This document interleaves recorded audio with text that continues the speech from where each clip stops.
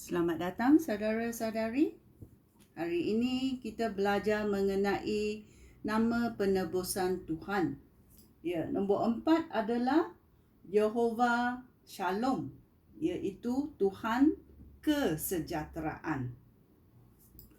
Dalam Hakim-Hakim babak 6 ayat 23 kuncinya, Tuhan berfirman kepada Gideon. Dia berkata, "Janganlah takut, bertenanglah. Engkau tidak akan mati." Ya, bertenanglah. Dapatlah kesejahteraan. Kamu tidak akan mati. Ya. Dalam cerita ini kita tahu bahawa Gideon, ya, dalam Hakim-Hakim babak 6 apa berlaku. Sekali lagi umat Israel berdosa terhadap Tuhan. Oleh itu Tuhan membiarkan orang Midian menjajah mereka selama 7 tahun. Okey? Orang Midian lebih kuat daripada orang Israel. Itulah sebabnya umat Israel bersembunyi di dalam gua dan tempat lain yang selamat di dalam bukit-bukit. Setiap kali orang Israel bercucuk tanam, orang Midian datang bersama dengan orang Amalek dan suku lain dari padang gurun lalu menyerang orang Israel. Mereka berkemah di negeri Israel lalu memusnahkan segala tanaman di sana sampai ke daerah di sekitar Gaza di selatan. Mereka merampas semua ternakan umat Israel, domba, lembu dan kaldai. Tidak ada sesuatu pun yang ditinggalkan sehingga umat Israel tidak mempunyai makanan sama sekali.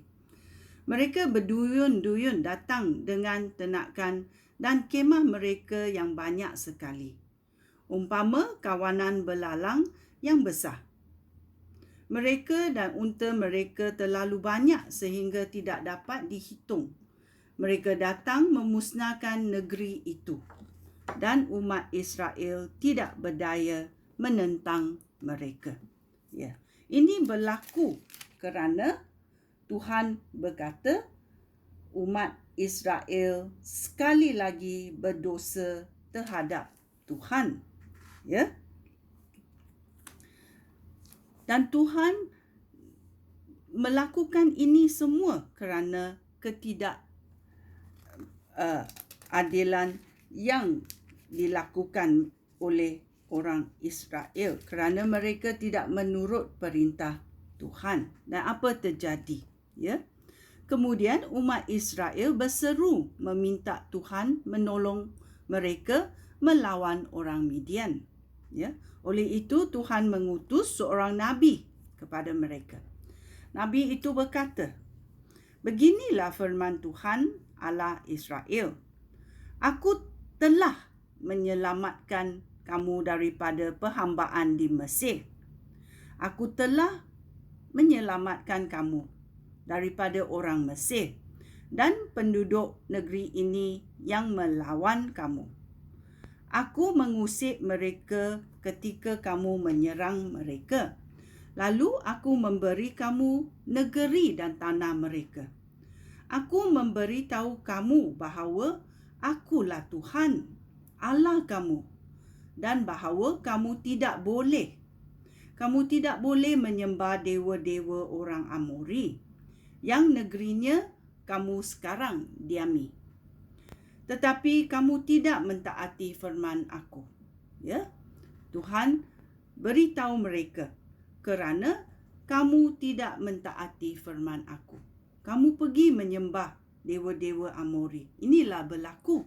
Ya. Kemudian pada satu hari malaikat Tuhan datang ke pekan Ofrah dan duduk di bawah pokok ok kepunyaan Yoas, seorang daripada puak Abizia. Anak lelaki Yoas yang bernama Gideon sedang mengirik gandum di tempat memeras anggur. Dia melakukan kerja itu dengan sembunyi-sembunyi supaya orang Midian tidak nampak dia. Malaikat Tuhan menampakkan diri kepada Gideon di situ dan berkata, Tuhan menyertai kamu. Kamu, hai pemuda Gideon yang gagah berani. Apa yang Gideon buat? Gideon macam pengecut. Dia melakukan kerja dengan sembunyi-sembunyi. Tetapi malaikat Tuhan berkata, Tuhan menyertai engkau Gideon, hai pemuda yang gagah berani. Ya, dia berkata apa yang belum Gideon mengetahui, bahawa dia adalah seorang yang gagah berani. Ya, Gideon berkata kepadanya, benarkan aku bertanya, jika Tuhan sungguh menyertai kami, mengapa benda-benda ini terjadi kepada kami? Di manakah segala perbuatan ajaib yang pernah aku dengar yang dilakukan oleh Tuhan dahulu dan diceritakan oleh nenek moyang kami tentang Tuhan mengeluarkan mereka dari Mesir? Sekarang Tuhan telah meninggalkan kami dan menyerahkan kami ke tangan orang Midian. Kemudian Tuhan memberikan perintah ini kepada Gideon. Dengan segenap tenaga kamu, pergilah, bebaskanlah orang Israel daripada orang Midian. Akulah yang mengutus engkau. Ya, sekarang Tuhan memberi perintah kepada Gideon supaya membuatnya. Ya, tetapi apa jawapan Gideon? Gideon berkata, tetapi Tuhan, bagaimana mungkin aku menyelamatkan umat Israel? Puak aku yang paling lemah di kalangan suku Manaseh. Lagipun, akulah yang paling tidak penting dalam keluarga aku. Ya? Gideon mengaku bahawa dia tidak penting dalam hidup di keluarganya. Ya? Tetapi apa Tuhan berkata? Tuhan berkata, Tuhan menyertai engkau Gideon, hai pemuda yang gagah berani. Ya? Kerana Tuhan lebih tahu apa kita boleh buat daripada kita sendiri. Ya? Oleh itu Tuhan berfirman kepadanya, aku akan menolong engkau. Kerana itu engkau pasti berjaya. Engkau akan mengalahkan orang Midian seolah-olah engkau berhadapan dengan seorang sahaja. Ya. Gideon berkata, jika aku betul-betul diperkenankan oleh Tuhan, berilah aku bukti bahawa Tuhan yang memberikan perintah itu kepada aku. Tolong jangan pergi sebelum aku membawa persembahan untuk Tuhan. Dia menjawab, okey, aku akan menunggu sehingga engkau kembali. Oleh itu, Gideon pulang ke rumahnya lalu memasak seekor kambing muda. Dia juga mengambil 10 kilogram tepung. Kemudian membuat roti yang tidak beragi. Dia meletakkan daging itu di dalam bakul dan kuahnya di dalam belaga. Lalu membawa semua itu dan menghidangkannya kepada malaikat yang sedang menunggu di pokok ok. Malaikat Tuhan berkata kepada Gideon, letakkanlah daging dan roti di atas batu ini dan tuanglah kuah daging itu ke atas semuanya. Gideon berbuat demikian. Kemudian malaikat Tuhan menghulurkan kayu yang dipegangnya dan menyentuh daging dan roti dengan hujung kayu itu.